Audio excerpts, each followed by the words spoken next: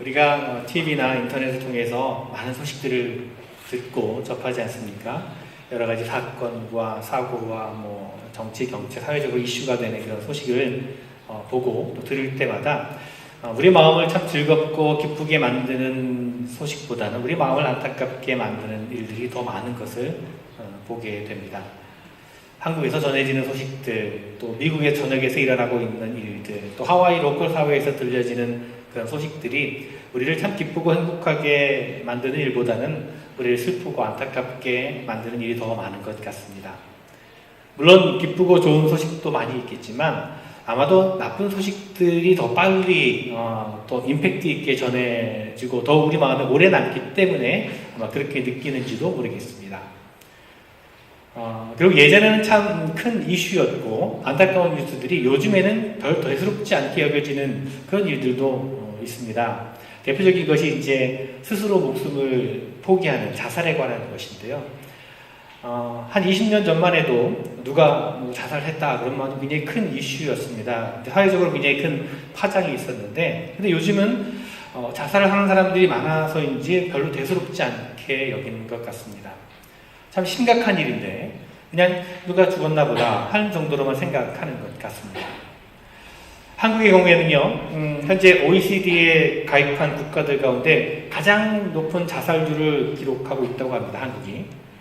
통계청에 의하면 한국 사람들의 사망 원인 가운데 첫 번째 1위는 암이라고 합니다. 두 번째는 뇌혈관 질환이고 세 번째는 심장 질환이고요. 네 번째가 자살이라고 합니다. 그런데 10대부터 30대까지 연령에서 보면 사망 원인 1위가 자살이라고 합니다. 미국의 경우에도 미국 질병통제센터의 보고에 의하면 하루에 150명의 미국 사람들이 삶을 포기한다고 합니다. 스스로. 하와이도 참 심각한 것 같아요. 뉴스에 의하면 하와이의 자살률이요, 다른 주에 비해서 월등히 높다고 합니다. 특별히 이 청소년들의 자살 문제가 굉장히 심각한 사회 문제가 되고 있다는 소식을 듣게 됩니다. 참 가슴 아픈 현실이 아닐 수 없습니다. 제가 오늘 자살에 대한 이야기를 하려는 것은 아니고요. 제가 한번 생각해 보았습니다. 왜 그렇게 사람들이 자기 목숨을, 자기 삶을 포기하는 걸까? 그렇게 쉽게. 왜 그렇게밖에 할 수 없는 것이었을까? 이 자살을 하는 사람들의 대부분은요, 우울증 때문에, 심각한 우울증 때문에 힘들어했다는 그런 이야기를 듣게 됩니다. 즉, 심각한 마음의 그 아픔들, 마음의 상처들, 그 상한 감정들을 가지고 있었다는 것이죠.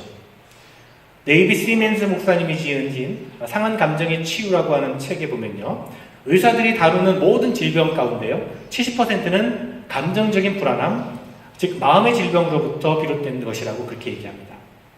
그리고 그런 마음의 질병이 육신의 질병의 원인이 되고, 이런 마음의 질병이 삶을 포기하는 것 같은 극단적인 선택을 하도록 만든다는 것입니다. 인터넷에 이런 통계를 읽은 적이 있습니다. 미국에 살아가는 사람들, 인종에 관계없이 미국에 살아가는 사람들 가운데 약 15% 정도는 우울증과 같은 심각한 마음의 질병으로 고생을 하고 있다는 것입니다. 자, 이 통계를 따른다면 지금 우리가 함께 예배를 드리러 나온 이 자리에서도 여러분 가운데도 어떤 분들은 마음의 질병으로 아파하는 분들이 계실 것이라는 겁니다. 정도의 차이는 있겠지만 많은 분들이 이 마음의 질병 때문에, 이 상한 감정 때문에 힘들어하고 있다는 거죠.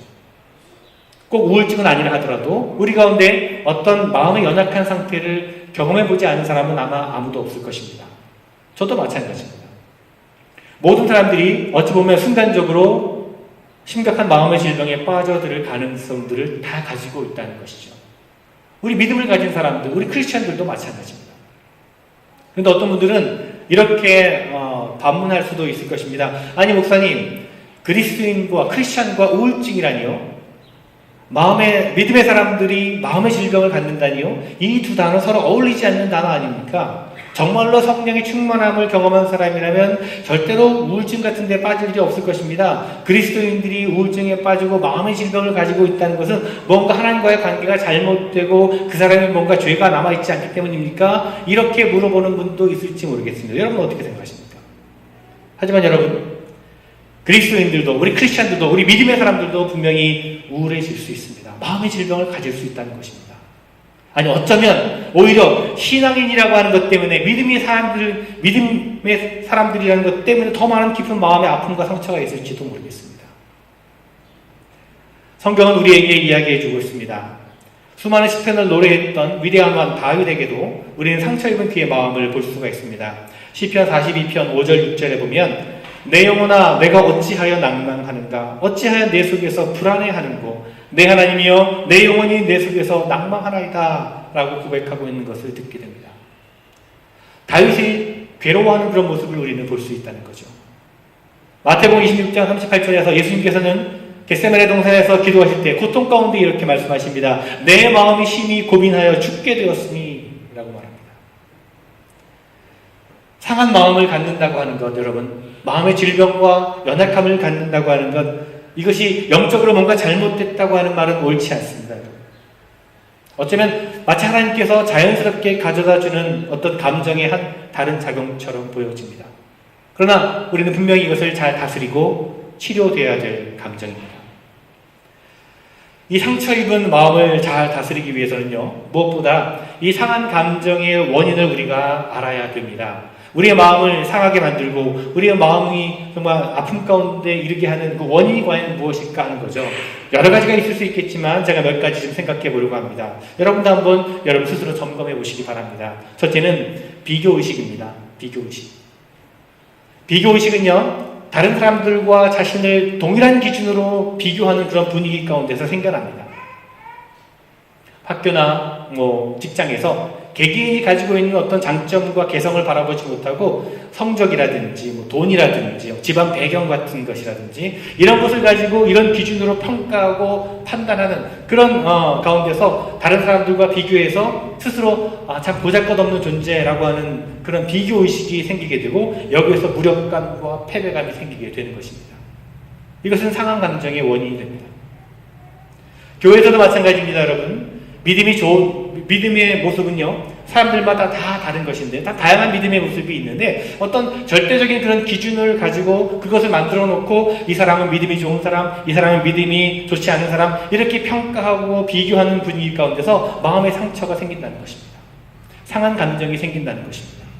여러분, 하나님께서는요, 여러분 모두를, 우리 각 사람을 존귀한 존재로 만들어 주셨습니다. 하나님 보시기에 우리 한 사람 한 사람은 가장 가치 있고 귀한 존재들입니다. 그런데 우리 스스로 어떤 기준을 만들어 놓고 다른 사람과 자꾸 비교를 한다는 거죠. 그리고 스스로를 나는 참 어쩔 수 없어. 나는 뭔가 부족해. 나는 안 돼. 이렇게 실패자로 만들어 버리는 겁니다. 자, 이런 비교의식이 우리 마음을 약하게 하고 상한 마음을 갖게 한다는 것입니다. 두 번째는 분노입니다. 분노. anger. 우리의 마음의 짐을 무겁게 만드는 감정의 원인 가운데 하나가 바로 이 분노입니다. 이 분노함은 어떤 부당함을 경험했을 때 생기기도 하고요. 또 시기와 질투가 쌓여서 무의식 중에 드러나기도 합니다. 특별히 우리 인간관계에서 사람들이 자신을 인정해주지 않을 때, 다른 사람들이 자신을 인정해주지 않을 때, 부모님이나 선생님이나 직장의 동료가 상사들이 나를 인정해주지 않는다라고 여길 때 분노와 원망이 생겨나게 됩니다. 교회에서도 마찬가지입니다. 우리 목사님이, 우리 속장님이, 우리 장로님이, 우리 리더가, 우리 부장님이 나를 인정해주지 않는다라고 그렇게 여길 때 분노가 생기고 마음에 상처가 생기고 상한 감정이 찾아오게 됩니다. 여러분, 이런 분노함은 아름다운 인간관계를 파괴시키고 또 자기 자신뿐만 아니라 다른 사람들까지도 힘들게 만드는 것입니다. 세 번째로는요, 죄책감입니다. 심리학자 아론 베크 박사는요, 우울증 환자의 약 80%는 자기 혐오, 자기 비하를 표현한다는 것을 지적하고 있습니다. 자, 이러한 죄책감은 자신들이 되었어야 한다고 느끼는 그런 인물이 되지 못했을 때, 특별히 우리 신앙인들에게 있어서는 스스로 생각하기에 하나님께서 원하시는 삶을 살지 못했다라고 하는 어떤 실패감 가운데서 찾아오는 것입니다. 이것이 우리의 상한 감정, 우리 마음을 상하게 합니다. 자, 또 한 가지 상한 감정의 원인은 바로 우유부단한 마음입니다. 이 마음은 결단력의 부족함으로 생기게 됩니다. 혹시 여러분 가운데 어떤 결정을 내려야 하는 순간에 계속 그것을 뒤로 미루어 버리는 습관을 가지고 계신 분이 있는지 모르겠습니다. 혹은 어떤 일에 대해서 책임을 지거나 또 모험에 도전하는 것을 두려워하고 계신지 모르겠습니다. 만약 그렇다면 그런 분들은 다분히 우유부단한 사람이라고 할 수 있겠죠. 이런 결정들을 내리지 못하고 결단하지 못할 때 다른 사람에게 상처를 주게 되고 자신도 상처를 입게 됩니다. 저도 어떤 일을 이렇게 할 때에 있어서 과감하게 좀 결단을 내리지 못할 때가 있습니다. 뭐 이런저런 생각을 하다가 결단을 좀 미뤄둘 때가 종종 있는데, 그런 것이 어떨 때는 목사님 참 성격이 좋으신 것 같다, 참 잘 참으시고 인내심도 참 많으신 것 같다라고 그렇게 들려질 때도 있지만, 그러나 때때로 정말 그런 것이 저 자신에게는 우유부단한 사람이 아닌가라고 하는 그런 표현으로 들려질 때도 있습니다. 그래서 그로 인해서 누군가 힘들어질 때도 있고 저 자신도 마음이 무거워질 때가 있습니다. 이런 우유부단함이 우리의 상한 마음의 원인이 된다라고 하는 것입니다. 자, 이참 여러분, 우리는 이런 비교의식, 또 분노함, 죄책감, 이런 우유부단함으로 말미암아 우리 마음의 상처를 입게 됩니다. 상한 감정을 우리가 가지게 됩니다. 우리가 비록 믿음을 가진 신앙인이라 할지라도 이러한 상한 감정들을 가지고 살아가게 되는 것이죠. 그리고 이러한 상한 감정들은 분명히 치유되어야 되는 것입니다. 자, 오늘 본문의 말씀을 한번 보겠습니다. 오늘 엘리야 선지자가 나옵니다. 엘리야가 누굽니까, 여러분? 여러분 잘 아시죠? 엘리야? 그는 북이스라엘의 정말 악명 높았던 왕, 아합 왕 시대의 위대한 선지자였습니다. 엘리야는 참으로 하나님의 신실한 그런 선지자였습니다. 위대한 선지자 엘리야의 모습을 더욱더 드러내고 또 그의 모습을 부각시킨 사건이 있었는데 바로 열왕기상 18장에 나옵니다. 우리가 오늘 읽은 본문의 바로 앞장에 나오는 이야기입니다. 여러분 잘 알고 계신 내용인데, 열왕기상 18장에 보면 엘리야는 바알을 섬기는 선지자 450명과 갈멜산에서 일당 450의 어떤 대결을 벌입니다. 누구의 신이 참 하나님인가를 가늠하는 자리에서 이제 제단을 쌓게 됩니다. 바알 신을 섬기는 선지자들이 먼저 자신들의 제단을 쌓았습니다. 그들은 아침부터 저녁까지 하루 온종일 그들의 방법대로 바알 신에게 제사를 드렸습니다. 그들의 신 바알이 응답하기를 구했던 것이죠. 그러나 오후가 지나고 저녁 때가 되어도 그들이 쌓았던 제단은 그대로 있었습니다. 아무런 응답도, 아무런 반응도, 아무런 소리도 없었습니다. 이제 엘리야 선지자가 제단을 쌓고 하나님께 기도를 드렸습니다. 그때 하늘에서 불이 내려와서 엘리야가 쌓은 제단을 모두 다 태워버렸습니다. 그리고 그 자리에서 엘리야는 바알 선지자들을 모두 죽이고 큰 승리를 거두게 됩니다. 자, 이 얼마나 참 극적인 승리가 아니겠습니까? 혼자서 450명과 싸워서 이긴 완벽한 승리였습니다. 정말 역사상 남을 만한 가장 극적이고 가장 위대한 대결이었다고 할 수 있겠습니다. 자, 그런데 여러분 중요한 것은 바로 그 다음입니다.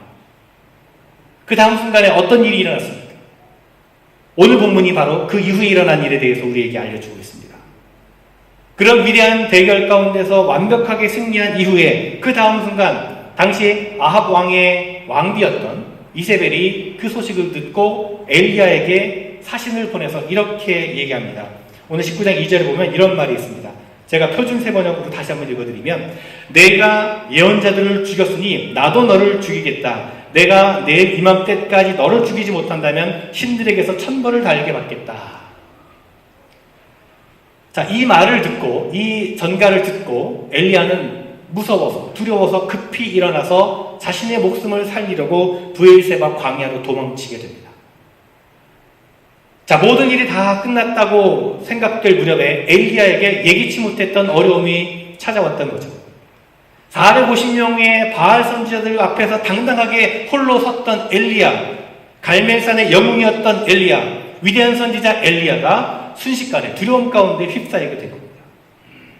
아침에 투사가 저녁에 겁쟁이가 된 거죠.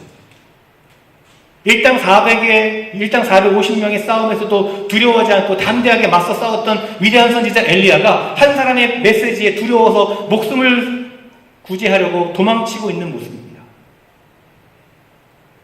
너무나도 아이러니한, 쉽게 이해되지 않는 상황이지만 우리는 바로 여기서 어쩔 수 없는 우리 인간의 연약한 모습을 보게 된다는 것입니다. 아무리 위대한 사람도, 아무리 강한 사람이라 할지라도 지극히 작은 것 때문에 두려워하고 낙심하고 괴로워하고 마음의 상처를 입을 수 있다는 것이죠. 광야로 도망친 엘리야는 로뎀나무 아래 앉아서 몇 시간 동안을 괴로워하며 완전히 넋이 나간 사람처럼 보입니다. 여호와여, 지금 내 생명을 취하옵소서. 여호와여, 지금 내 생명을 취하옵소서.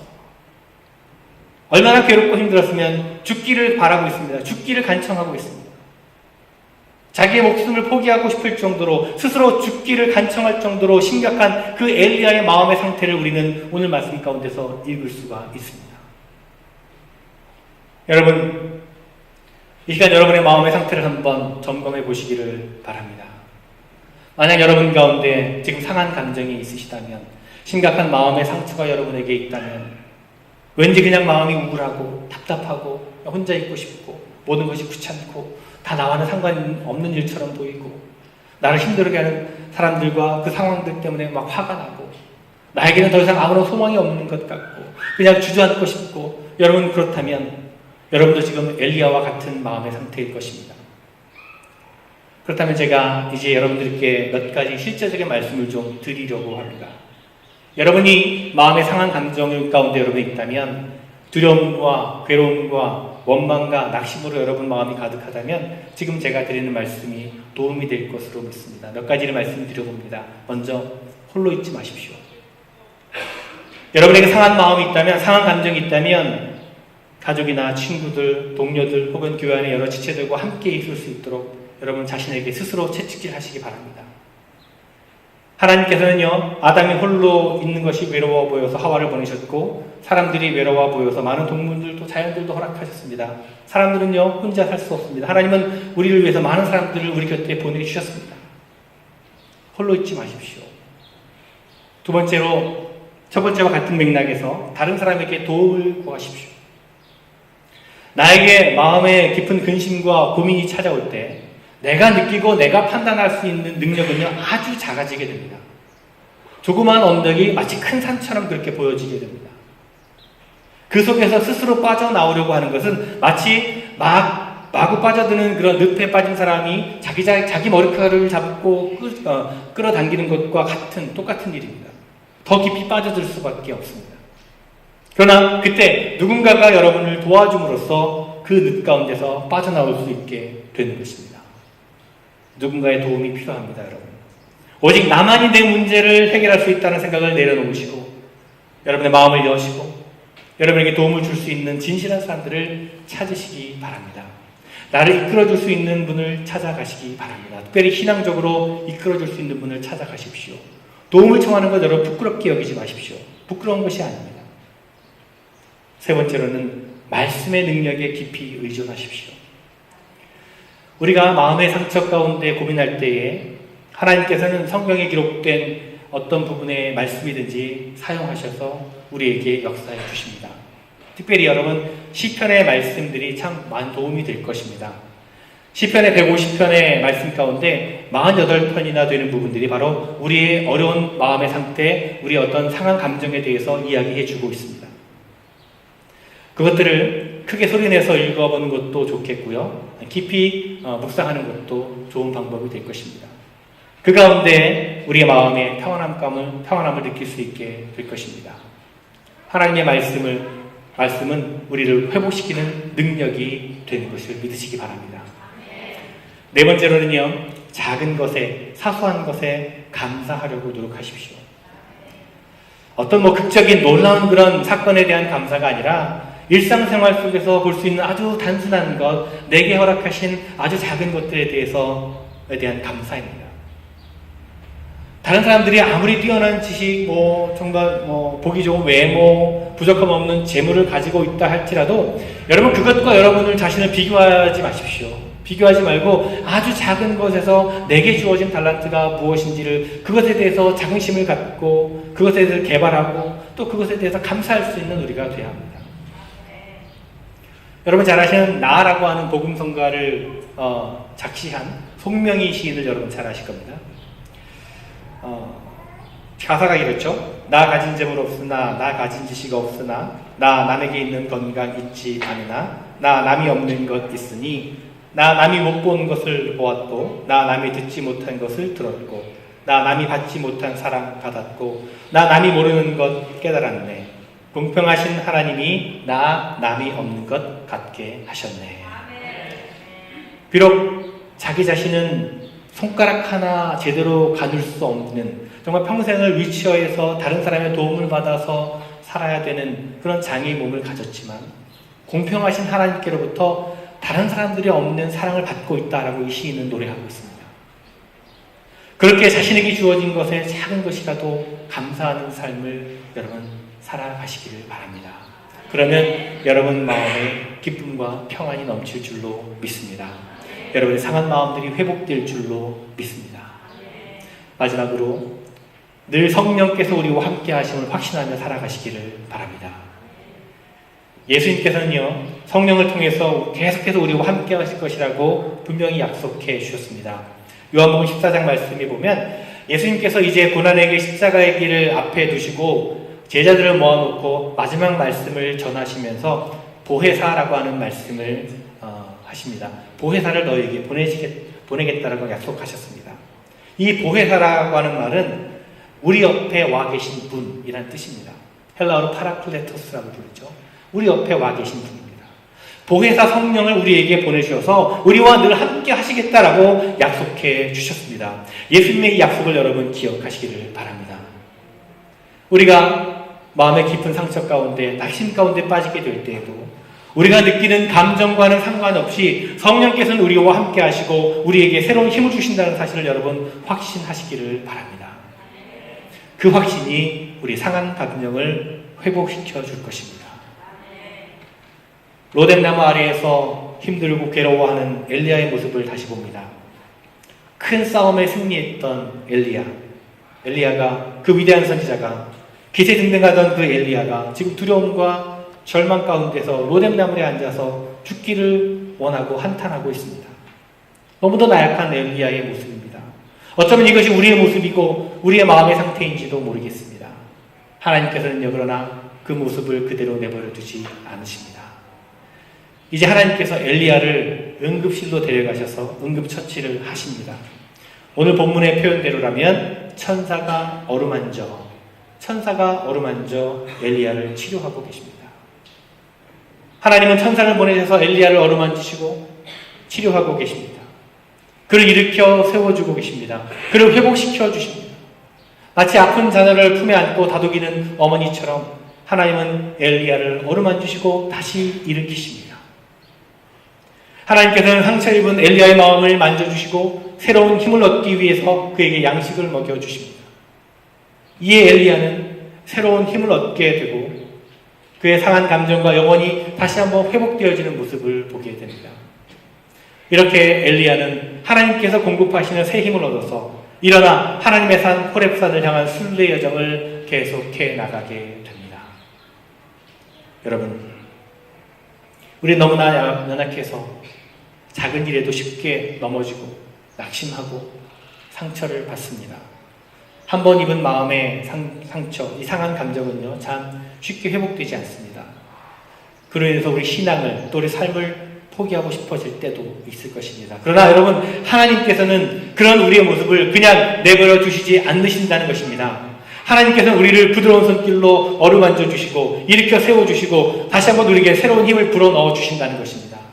여러분, 우리는 모두 상한 마음들을 가지고 있습니다. 바라기는 오늘 이 시간에 함께 예배를 드리는 우리 모든 성도들의 그 상한 감정들이, 모든 마음의 아픔들이, 모든 마음의 상처들이, 그로 인한 모든 삶의 어려움들이 치유되고 회복되어지기를 간절히 바랍니다.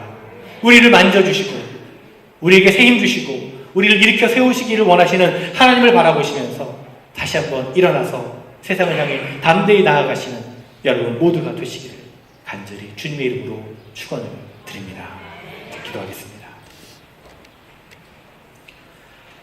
너무나 연약하여서 너무나 쉽게 상처를 받는 저희들을 늘 위로하여 주시고 힘을 주시는 주님 감사합니다.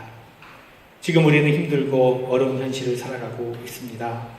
로뎀나무 아래에 쓰러져 괴로워하고 있는 엘리야를 위로하시고 그에게 새 힘을 주셨던 것처럼 지금 이 시간 우리에게 함께 하셔서 주님의 손으로 붙들어 주시고 온전히 세워 주시옵소서. 다시는 목마르지 않을 생명의 물로, 다시는 배고프지 않을 생명의 떡으로 우리를 먹이시고 우리를 채워 주시옵소서. 참으로 저희를 승리하는 삶 가운데로 인도하여 주시옵소서. 예수 그리스도 이름으로 기도드리옵나이다. 아멘.